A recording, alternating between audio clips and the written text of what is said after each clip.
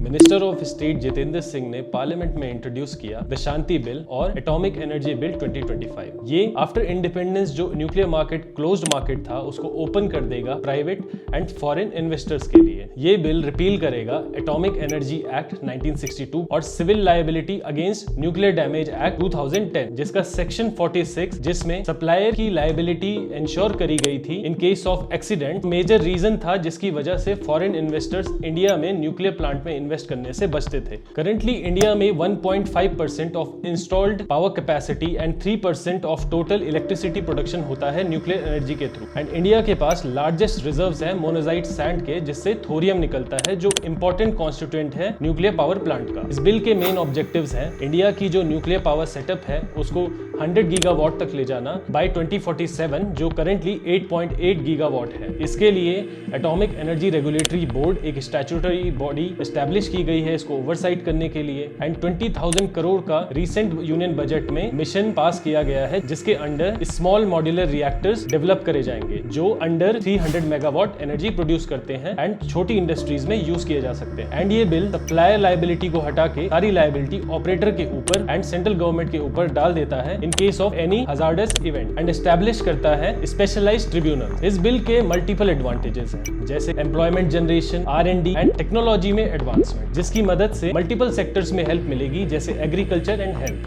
Private and foreign investors को allow करना nuclear sector में एक कंसर्निंग इशू भी है, जैसा हमने यूनियन कार्बाइड केस में देखा था 1984 में, जिसमें ओनर ऑफ द कंपनीज है वो आउट ऑफ इंडिया भाग गए थे। तो ऐसा ना हो ये गवर्नमेंट को इंश्योर करना होगा, और अगर ये बिल सही से इंप्लीमेंट किया जाए तो ये बूस्ट करेगा clean energy production and India को हेल्प करेगा to reach net zero carbon emission by 2070 and reduce करेगा इंडिया से कार्बन फुटप्रिंट जो कोल से होता है। आपके इस पे क्या व्यूज हैं? Comment below.